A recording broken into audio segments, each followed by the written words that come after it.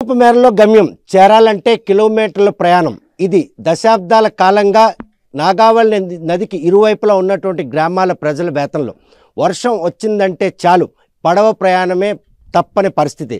విద్యార్థుల దగ్గర నుండి వృద్ధులు, చిన్నారులు ఎవరికైనా రుగ్మత చేసినా కూడాను ఎమర్జెన్సీగా గమ్యం చేరాలంటే పడవ ప్రయాణం చేస్తేనే తప్ప ప్రాణాలు కాపాడే పరిస్థితి లేదు.